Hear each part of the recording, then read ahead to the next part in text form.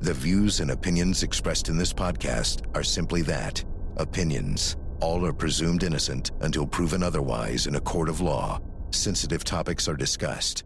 Discretion is advised.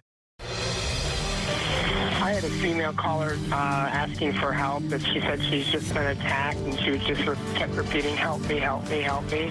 The medical examiner's office told us today that Sherman was stabbed 11 times on Sunday, right down here in this walkway behind the Galleria. A lot of people would like to see this case solved, and she deserves justice. We are finally one step closer to getting justice for Aliza Sherman. More than a decade after her brazen killing, her divorce attorney has been arrested and charged with her mysterious murder. Plus, week number 3 of defendant Karen Reed's retrial begins after days of very long testimony and questioning of witness Jennifer McCabe. So what is the jury thinking? And what is the Commonwealth's next move? Plus, Gwyneth Paltrow says she won't be shaken down. The actress opening up about her infamous ski crash trial, talking about everything that's allegedly wrong with the legal system. And it is a big day for Sean Diddy Combs as jury selection begins for his sex trafficking trial. So what type of jurors could tip the scales? It's all coming up next for you right here on Opening Statements.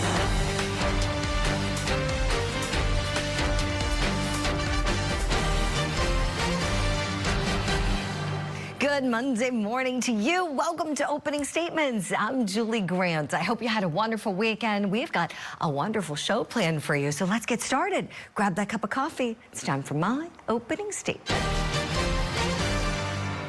It's about time. It's about time that Aliza Sherman and her kids got some justice for her murder.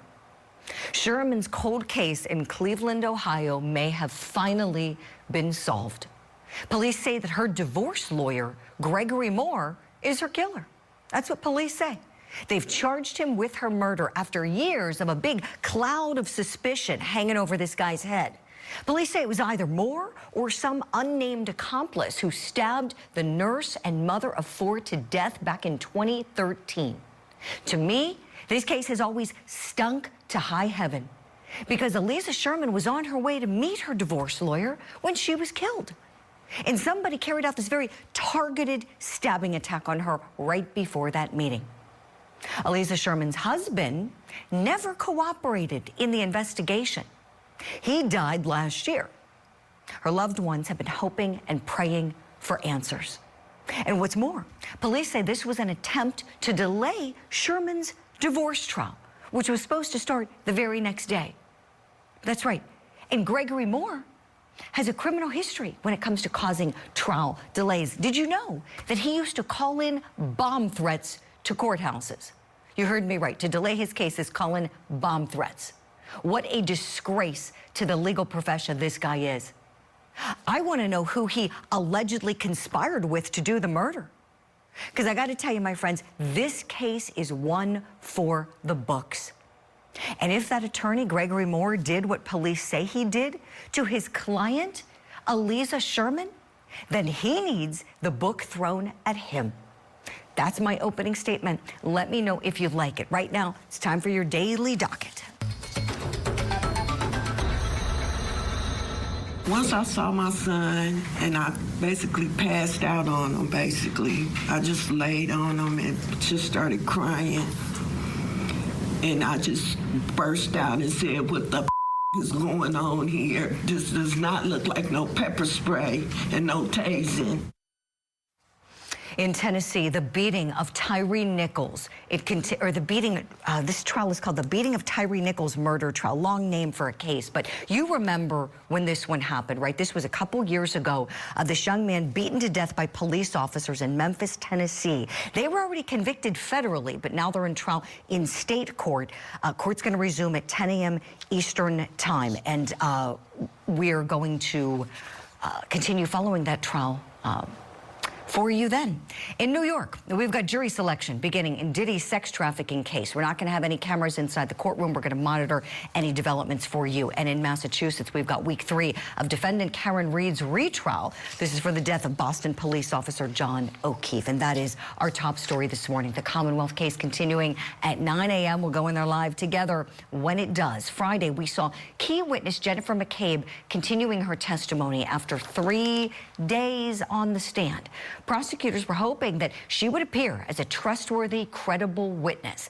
The defense was trying to accuse her of colluding with others in what only the defense team is claiming was an alleged cover-up scheme. Let's look back at some key moments of the case. Describe her demeanor. Miss Reed's? Yes. Jen! Jen! And then she's screaming that John didn't come home. She left him at the waterfall. She was hysterical. It was very hard to follow what she was saying. She started saying, could I have hit him? Did I hit him? I don't. And then she just was just all over the place, like screaming my name, screaming so many different things. She was hard to follow or understand. You had no reason to believe they weren't okay. A man was dead or dying on their lawn, and your sister's not answering the phone. And nobody is coming out to the chaos of Karen Reed screaming on the front lawn. You didn't think there was some reason to believe they could have been in peril? I didn't, because your client was screaming she hit him. She had a cracked taillight. She was crying she hit him. I didn't, but my focus... Can I finish, please? You had solved the crime right then and there. You solved the whole case. No, I didn't. I knew John never came in the house, so I had no concern for anyone's safety inside the house. All right, and then there was a forensic scientist who took the stand, testifying that Karen Reed's blood alcohol level at 12:45 a.m. was over the legal limit. We know it was over the legal limit in the morning at 9:30 or whenever it was drawn again. So how damaging is that retrograde analysis? Going back all those hours, 9 drinks in a 3-hour period. Let's bring in our guests and talk about this, and also talk about the impression that Jennifer McCabe might have left with the jury. Let's welcome in attorneys Tommy Pope and Mario Gallucci right now. Good morning to you both. Morning. All right. Good morning. So let's tackle both of these things in turn. So let's start with Jennifer McCabe. The impression that you both think that she left with the jury. Tommy, would you start us off, please? Julie, you've only heard me say this about 1,000 times. I always wish we could see the faces of the jury. I know why we don't, but I think she handled herself well. The one counter to that, I'd say, is, kind of the histrionics of the cross. And, he was cutting her off a lot. He was not letting her finish. He was not letting her explain. I know the prosecution had objected a certain amount, but, maybe less than they could. But again, maybe they're reading the jury. Some jurors like that. They watch TV and they expect an attorney to be kind of rude and snappy, and so they may like that. But I thought factually, she held up extremely well, was extremely patient, and I think it showed. Right. I agree, Tommy. I thought she was an excellent witness. Mario, your thoughts on Jennifer McCabe, please. I couldn't agree more. I thought that she did a very good job. I agree with Tommy that the defense attorney was all over her, but that's his job, but sometimes you could go too far. Sometimes that turns a jury off. They're not always wanting for you to go that far. So the defense attorney's job in this case is to say, what kind of skin does she have in the game to go against her friend? And the argument is that she's colluding with other people. Well, show that. Try to bring that out in the cross-examination. And I don't think they were very successful in doing that at all. I'm with you, Mario. Thank you both for your assessment there. Let's turn to the blood alcohol content. I have some numbers for you both, and you both have tried a lot of DUI cases. So we know that at 9 a.m., on January 29, 2020, 9 a.m., when Karen Reed was at the hospital, she was over the legal limit then. She was a 0.092%, 9 a.m. So this is so many hours after her drinking. The retrograde analysis said that she was somewhere between 0.14 and 0.28 when the let's see, at 12:45 a.m. That night. Okay, so 0.14 and 0.28% at 12:45 a.m. Tommy Pope, we know that this accident is alleged to have occurred shortly before then. We know it was at 12:32 a.m. that John O'Keefe's phone stops moving forever and ever. Your thoughts on whether the Commonwealth has established that Karen Reed was drunk at the time of the incident in question? I think they have, scientifically, to the extent that we're allowed to. The only answer that kind of rebuts that is if suddenly she went home that night and she was so upset she started drinking then, or she got up nervous, he wasn't home, and she drank then. That's what we used to hear, the DUI guy that would run from the police and he would go in his house and get out of the car and then claim that he didn't start drinking until he was at the house because the police were after him. So I think they've established it, Julie.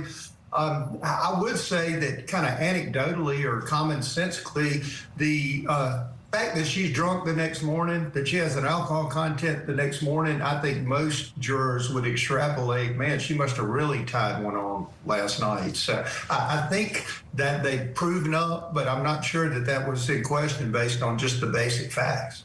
That's a good point. We have her own statements admitting it. I've got a clip for you both. Let's take a look at this one where she's talking about how buzzed she was. And is the level of intoxication pretty high here for everybody? It's happy. Yeah. It's because you had a lot to drink, right? I wouldn't say I had like a normal amount. Like a vodka tonic every 40 minutes. Okay. And so are you feeling like buzzed? And I'm not judging, I'm just trying to get a sense. Buzzed. A vodka tonic every 40 minutes, Mario. I don't know what's worse, her statements or the blood draw. Which do you think's more damaging for this woman? So there's no question in my mind that she was bombed. I think that the prosecution has proved without any doubt that she was bombed at the time that this occurred, and she had alcohol in the system. And Tommy's right. That's the classic defense to a DWI. At the time I was intoxicated. I was not operating a motor vehicle. You got those people that drive around with sealed bottles in the car. They get pulled over. They turn the car off, throw the keys out the window, start guzzling the bottle. So, there's no question in my mind she was drunk. But what effect did that intoxication have on the events that led to the death? And that's what they're trying to determine. Was she so drunk that she did not remember running him over?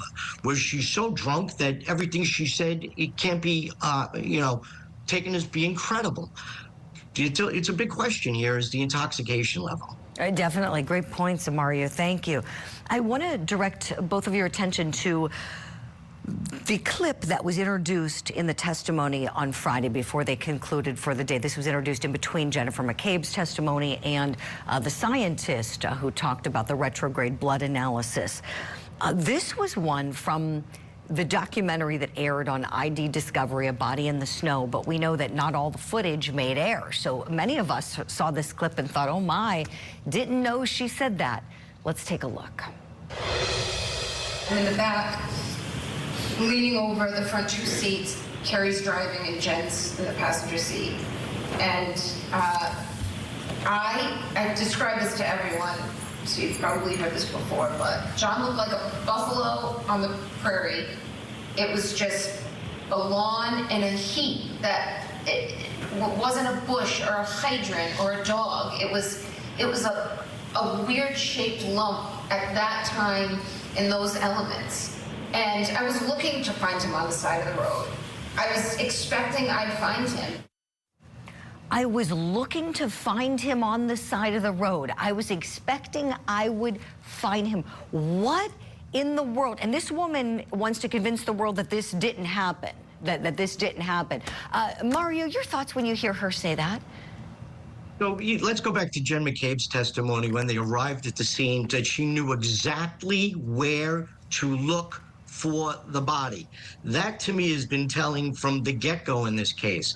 Karen Reed knew exactly where any incident that occurred, she knew exactly where it was. She knew exactly where the body was. She knew exactly where to go. And immediately upon arriving at the scene, she said, there he is, there he is. So, yes, that is very telling. And there's another reason why you should never, ever, ever, ever have your client do any type of TV show prior to a trial or even after a trial when there are still appellate things that could proceed. Amen, Mario. Great points. We've got to leave it there for now. Tommy, you're going to be doing more analysis with us in our 9 o'clock hour on this one. And my friends, what a week it will be as the Commonwealth is still cooking with gas, presenting their case. They've got the burden. Karen Reed cloaked in the presumption of innocence. Still ahead here on opening statements. I take the gun out, and as it clears, as the barrel clears, I turn and cock the gun over here. I turn and cock the gun goes off. It's supposed to be a cold gun. The Rust film debuted this weekend, but many people still think about the fatal shooting on the set. So is film star Alec Baldwin still getting blamed?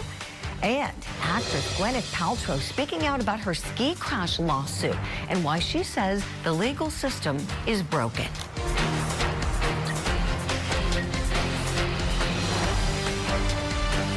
The Court TV podcast will return. Bonanza Creek Ranch had 2 people accidentally shot on a movie set by a prop gun. Was it loaded with a real bullet or what? I cannot tell you that. So you tell me what to do. You tell me what to do. We would appreciate that, and then we'll... When are you going to do that? We're going to probably go right now. Well, there were 3 firearms that were located on the set within close proximity to the incident. You have the right to stop questioning at any time or stop questioning for the purpose of consulting a lawyer. So my only question is, am I being charged with something? Alec Baldwin was charged, and remember, he faced a jury only for that case to be dismissed in the fatal shooting death of Helena Hutchins, the film's cinematographer. But the Rust movie shooting is back trending again in true crime. Why? Because the film made its debut in theaters over the weekend. The only order that exists in this world is the order we impose. If a man loses sight of that, he's got nothing. The Western, which is also available on streaming platforms, struggled with an estimated opening gross of only $25,000 from 115 theaters. Now, for some perspective, here's a look at the top 5 films over the weekend, according to Deadline. Thunderbolts, the weekend's top-grossing film, also opened with Rust, but grabbed $76 million. Proceeds from the film will help fund the settlement of the wrongful death lawsuit brought by Helena Hutchins' family. And so we're asking, should Alec Baldwin be more vocal in promoting this movie? Let's bring in our Power Panel guest. Still with me, attorney Tommy Pope, and want to welcome in law enforcement expert Sunny Slaughter, who got her honorary doctorate degree over the weekend. So congratulations, Dr. Slaughter.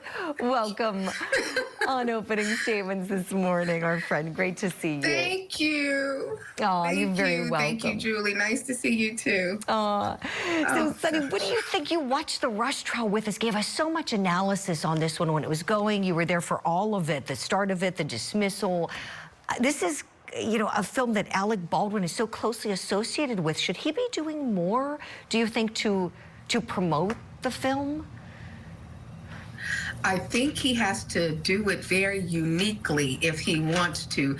And because there was a death, that, a horrific death and a trial and so much controversy. So I believe in order for him to promote the film, he needs to, or the marketing team needs to come up with a strategy that also informs the public that much of this, the funds will go towards the family of the victim in this particular case. But then it also puts a dark light on it. And people might not want to even support it, but I think they do have to figure out a unique way to let the public know that the funds will support the family, because she had small children.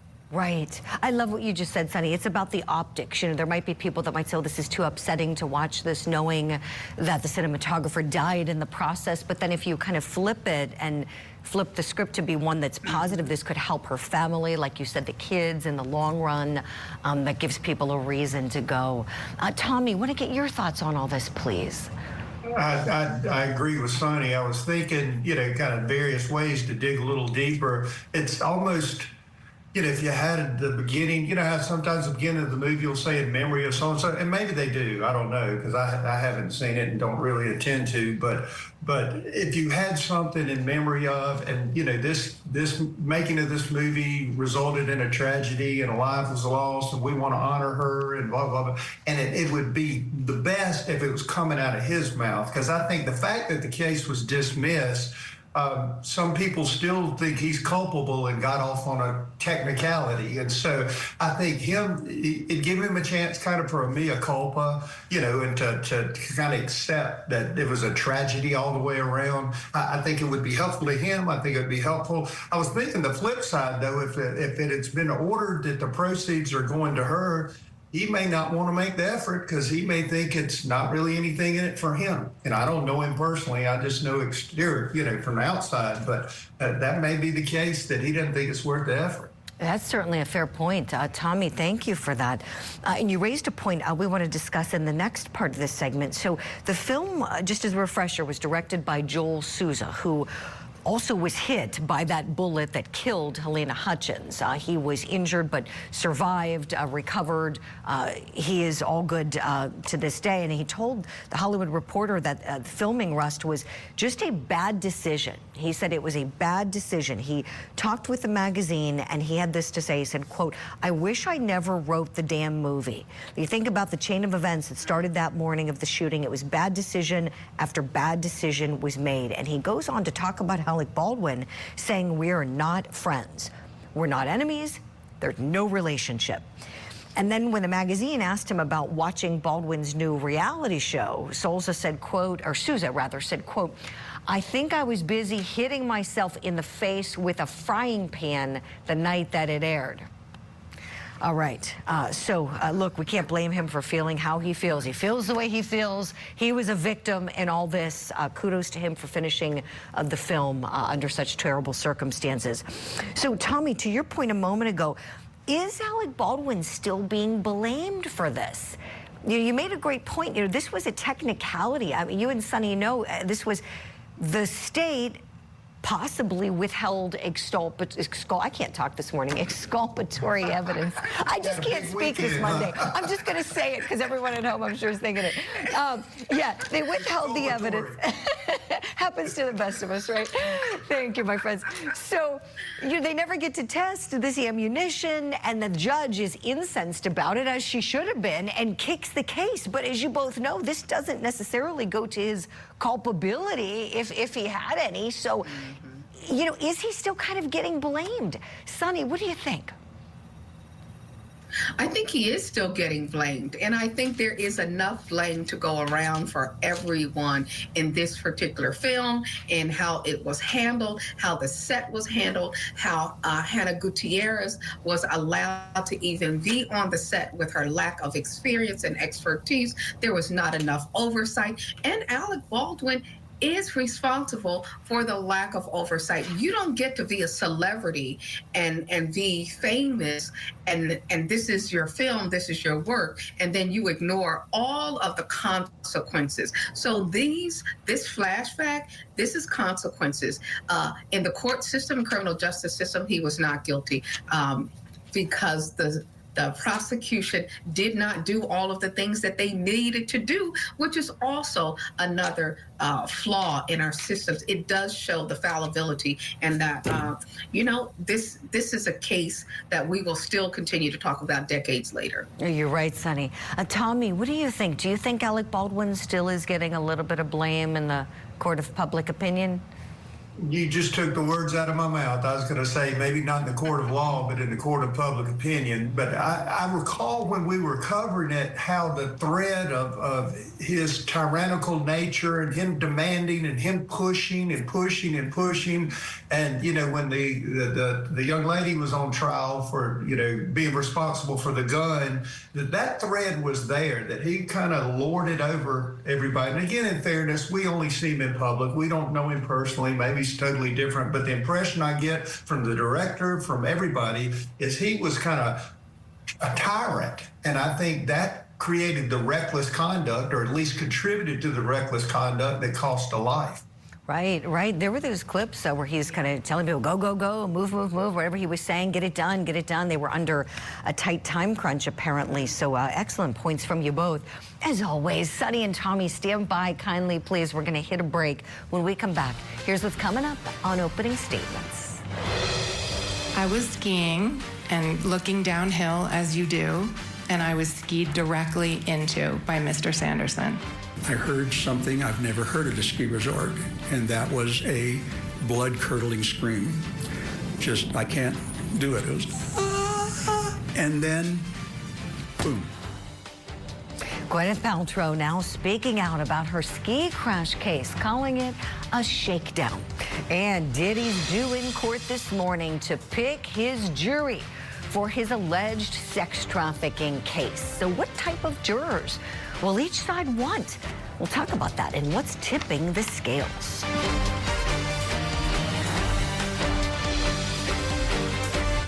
Now, back to the Court TV podcast.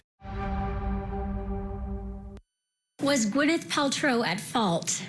No. Was Terry Sanderson at fault? Yes. Did Terry Sanderson's fault cause Gwyneth Paltrow's harm? Yes. Comparative fault. What % of the fault do you assign to Terry Sanderson? 100%. Actress Gwyneth Paltrow finally breaking her silence about her 2023 ski crash trial. This morning, we're spotlighting her criticism on the legal system that put her into the courtroom. A retired optometrist claimed that Paltrow rammed into him, even though he was the one who actually crashed into her. The jury even ordered the doctor who initially sued her to pay Paltrow, but she sued him back just for a nominal amount, just $1, to prove a point. To prove a point that he was wrong and she was standing up for herself. Now, she still isn't happy about the lawsuit, even though she won. She sat down for a new interview on the world's first podcast with Aaron and Sarah Foster. Take a listen to some of what she told them. You know, it was ridiculous. And I have to say, like, the idea that somebody could ski into your back and knock you down and then sue you, I was like, this is everything that's wrong with our legal system. Literally. And that's why I felt like I had to fight it. I was like, I'm not going to be shaken down here. No. Like, I'm not doing that. Yeah, good for her. Smart decision, but, you know, a stressful one, right? Litigation is really stressful, even if you're right. So the question we want to ask this morning, does Gwyneth Paltrow have a really valid point? Is she right? Is the civil system broken to a degree that the suit could get that far to the point of trial when she wasn't the one in the wrong? Let's talk about it with our guests. I want to bring back in Sonny Slaughter and attorney Mario Gallucci. Okay, so when we think about the systems, we know the civil system in America is very different than the criminal court system. Mario, being an attorney, do you ever kind of wish that we had a similar setup in the civil system like we do in criminal, where you got the magistrate court that is largely a vetting process where, you know, if a garbage case comes in, there's a judge there in that court who's going to say, not going to go up to big court like we have in the criminal system? So, Julie, you know, the civil system, anybody can sue anybody for whatever they want to sue them for. The question is, do you find a lawyer that's able to take the lawsuit? And that's the big issue. You know, you have lawyers out there that will take any lawsuit. I mean, this gentleman ran into her on a ski slope and then sued her. So Gwyneth Paltrow's opinion is not unpopular. I think the majority of Americans agree with her. Why did she have to go through what she had to go through? Forget about the cost, and she paid for this. I mean, generally, you have an insurance company. The insurance company is going to want to settle because they don't want to pay the litigation cost. But fortunate for her, she had the ability to do this. Right. You're right, Mario. That's a really, really, really great point. So, yeah, her position, right? So we know that she has lots of money. She's a very successful actress. This is some of the reenactments her team put together to defend this. But not everybody has the means to do that reenactment like we just saw. Not everybody has the means to hire really great lawyers. Sonny, your thoughts on that? Mario's right. We have a system where anybody can file. Anybody can really file a civil lawsuit.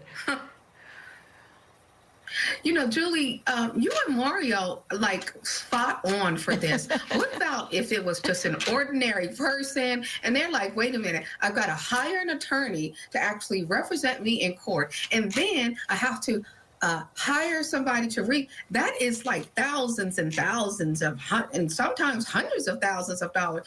And I think all of these frivolous lawsuits, it should be a crime to file a frivolous lawsuit. And I agree with both of you and with Gwyneth. I mean, how absurd, and who does this? What are we doing in America where we get to sue people just for anything, just because we can, and there are no consequences later? This is a day of consequences that we have to stop this foolishness. Right. Amen, Sonny. I want to look back at a couple clips from both of them. Let's take a look at a clip from Gwyneth Paltrow and from the plaintiff, Dr. Terry Sanderson. Here we go. It's impossible that I let out a noise upon being hit because it was a very slow move. It wasn't an impact. The impact came when we fell on the ground. So it's very possible that when the impact was made, I screamed, but I do not recall making a sound until we were falling or on the ground. That is absolutely, beyond a doubt, wrong. No one spoke to me when I was needing help. No one stopped. No one. So your testimony is Eric Christensen just sat there and looked at an unconscious man for several minutes. Is that your testimony? Yes, he never said one word to me that I recall. Like, maybe when he got me up. So Ramon, although he did try to change his deposition, did say that at one point you said, "I'm okay." Do you dispute it? I dispute it. So let's back the truck up a little bit. So we get to the point of trial with this one, as we know. We broadcasted it on Court TV. Gwyneth Paltrow could have settled it. She was in a position with enough money to just say, this is a nuisance. Even though I'm in the right, this guy's a nuisance suing me. I don't want to take the time out of my busy career to go through all of the litigation, but she didn't. Sonny, what do you think about that? I think she had the courage, and she was really brave, and she was like, enough of this foolishness. When she says, I will not be shaken down, that's like gangster talk. She was like, oh no, we're not doing this. And I think it really shows her level of commitment to herself and to her children, that people will not take advantage of her celebrity status and think that they can just come for her for any reason at any time. And I think she set the bar really high for others who want to create frivolous lawsuits against celebrities in this manner. I love those comments. Sonny, thank you. Mario, what advice do you have for someone, let's say somebody at home's watching and maybe has experienced someone filing a frivolous civil lawsuit against them? You know, a lot of times people will do it for spite. You know, I've had so many people call me, you know, because I'm a lawyer, and say, what are you know, and they're panicked. And the first thing I say is, don't panic. This is common. It's very common, you know, to be sued sometime in your lifetime in America. What advice do you have for somebody who isn't in a Gwyneth Paltrow kind of situation, but is being faced with something that is going to be problematic because it's just unfounded? Fight your insurance company. Battle with them. Tell them that what you did not injure this person, and you're not going to settle. Unfortunately, insurance companies have a lot of power in this country. Although you're paying them, they're not there for you. They're there to make a profit. And as a result of that, they settle these frivolous lawsuits. Sonny said something very interesting. She said that it's unfortunate that you can't prosecute or sue somebody for a frivolous lawsuit, but on the criminal side, if you file a false allegation against somebody, that's a separate crime. So maybe we need to take another look at the civil system, because these types of cases just clutter up the whole entire system, and they give everybody a bad name, from lawyers to insurance companies to these, these plaintiffs.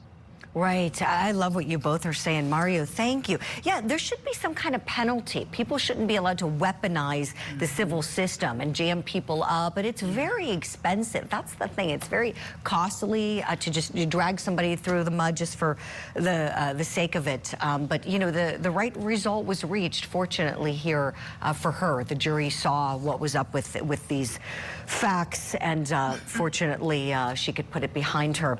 We'll leave it there for now. We'll report any updates with Gwyneth Paltrow if she keeps on addressing the suit. For now, I've got to say goodbye to you both and let you both get off to court. Mario Gallucci, Sunny Slaughter, thank you both so very much. And Sunny, congrats again on your honorary doctorate. We'll see you soon. Coming up next here on Opening Statements. The indictment alleges that between at least 2008 and the present, Combs abused, threatened, and coerced victims to fulfill his sexual desires, protect his reputation, and conceal his conduct. Diddy's sex trafficking trial starts this morning with jury selection. So how could that tip the scales? And live look at the courtroom in Dedham, Massachusetts, as we're getting ready for testimony to resume in the retrial for defendant Karen Reed.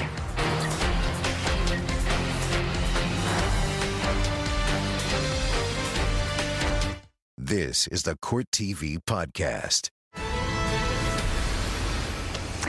All right, now let's talk about what is tipping the scales of justice. Jury selection kicks off today in the trial for Sean Diddy Combs in federal court in New York, where he's accused of sex trafficking. Now, no cameras allowed because it's federal court. Unfortunately, they should change that law. That's another discussion for another day. Diddy's pleaded not guilty to this 5-count indictment. He's looking at decades in prison if he's convicted. But his attorneys say they are ready to fight. He believes he's innocent. I believe he's innocent. And we're going to fight this case with all of our might until we don't have to fight anymore. 150 prospective jurors will be showing up in person for the questioning to be done by the court over the next few days. So what kind of jurors will each side be looking for? Let's talk about that. Who would you want ideally on this case if you were either one of the prosecutors or one of Diddy's defense attorneys? Let's bring in attorney Tommy Pope and welcome in entertainment commentator Holland Reed. Okay, so the ideal jurors. Let's start with the prosecutors. And it is an all-female team of prosecutors who's prosecuting Diddy. So who ideally might they be looking for here? Holland, would you start us off? Who do you think might be a great juror from the government's perspective? Oh, gosh, Julie, that's a hard question because it's going to be almost impossible to find a biased, or I'm sorry, impartial juror who does not know Puff Daddy, Diddy, Sean, whatever you want to call him. I'm thinking someone that is not going to be easily weirded out by some of the context of the materials that's going to be given to them as evidence. Someone that is okay with looking at really, really, I would have to just say disgusting evidence across the board. Someone that maybe doesn't care for his music. It's really going to be hard to get 12 jurors that do not know who he is and doesn't have an opinion, given this is such a huge trial in the entertainment industry and media. Right. Oh, and you hit on some really great things. Maybe somebody who's not a fan, doesn't like him. If you're a prosecutor, yeah, and like you said, who's not afraid to look at the unpleasant evidence that's surely coming their way. Yeah, I love those points. Tommy, you were a sensational prosecutor. You were a solicitor in South Carolina, put away Susan Smith. She's still behind bars, thank goodness for that. Tell me, who ideally or would you be looking for on this one? Well, what I've just learned is I shouldn't have gone to law school because Holland nailed it without even having a law degree. She did, I know. I don't know what I've got to add. I used to always tell people, with our jury strikes that I was looking for just truly, this sounds cliche, but discerning jurors, and I agree with Holland. They're going to see and hear some things that, they may have never been exposed to. Obviously, to be truly fair, You don't, maybe they're going to voir dire these questions of, do you like his music? Do you not? Do you have any racial bias? Do you not? And so I just want a discerning juror, particularly if they have the volume of evidence that they believe they do, because with numerous counts, there's going to be technicalities and sorting out the evidence, and it's going to take a unique juror. It's like, I agree, it's going to be rare somebody that hadn't heard something about it, and the judge always throws in, can you set that aside? And you got to be careful, because sometimes people want to be on juries and high-profile juries, and that can be dangerous for both sides. And so you've got to kind of watch that. But people that can truly set it aside and be rational and discerning really plays well. And now flip to the defense. I think that if they truly believe in their case, then they would want the same type of jurors. But I'm sure you'll ask that question in a minute. Yeah, no, thank you for that, my friend. Yes, so the defense side, let's go there. So who might they want? Are they looking for fans? Perhaps kind of the opposite. Holland, you were saying, like, if you're on the government side, maybe somebody who doesn't care for him or his music or whatever, thinks he's too rich or whatever bias they might have. What about the people the defense is looking for? Who would you ideally want if you're Diddy and his team, Holland? Oh, I'm going to go right back to that original point. It's going to be very hard to find someone that does not know who he is. So I think you're also in the state of New York. He's from New York. So maybe people that have a little bit more sympathy for him say, hey, this is just a lifestyle. This is what he did. Everybody was consensual. Someone that just thinks that this is what you do when you're a celebrity or when you're from a big city. I'm going to think and hope that people will, like, as Pope said, not be discerning in this. This is going to be really tricky. Right. No, it really is. And what about, between men and women? I wanted to ask you both that question. Tommy, what do you think for the Diddy defense team? Are you wanting more men, more women? How would you go? I think it cuts into two slices. I think as far as men, going back to what Holland said, that it's kind of just a lifestyle. It may not be your lifestyle. It may be some that some of the men would aspire to, and so I think you look for men like that. I think you look for people that distrust the system in general. Maybe they've had a bad experience with an arrest that they didn't do. You could almost ask a voir dire question, something to the effect, have you or a friend ever been charged with a crime that you didn't commit, or something like that, if that was permitted by the judge. But I think people that, we're supposed to come in balanced, but I think what you're really looking for is people that, think that he's getting railroaded, and, and that demographic of folks that just think they picked on him for whatever reason.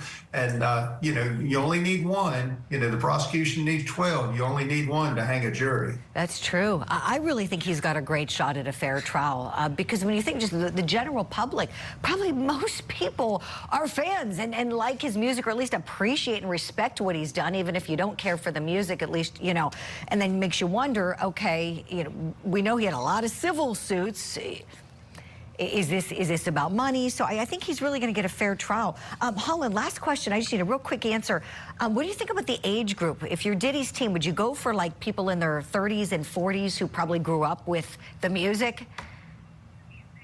Oh, absolutely. We're going to go anywhere from, I would say, 35 to 45 to 50, and I think that's going to be a sweet spot age group. People that are fans, that have followed him, that respect his work. Right. I'm with you, Holland. I think he's definitely going to get a fair trial. This is not going to be an easy case for the government, that's for sure. Tommy and Holland, we have to leave it there for now. Tommy, you're going to come with us and give us analysis on the Karen Reed trial. And Holland, I know you're a busy person. You're an actress, photographer, all of that, speaker. We need to let you get going and get on with your day. But thank you for the commentary on this case. Absolutely. We'll see you back here next week, I hope. And that is all for this episode of Opening Statements, friends. You can watch it again, share it. We're here every weekday morning to get you all ready for the court day ahead. That's all for this episode of Opening Statements, my friends. I'm your host, Julie Grant, and it's been great being with you. On this show, I am calling out any pants on fire moments in our big trials and true crime stories, and I want you to come along with me. Opening Statements is live every weekday morning at 8 a.m. Eastern on Court TV. Thank you for downloading this episode. Please subscribe, leave a review, and share it with your friends. You can watch past shows anytime you like on CourtTV.com.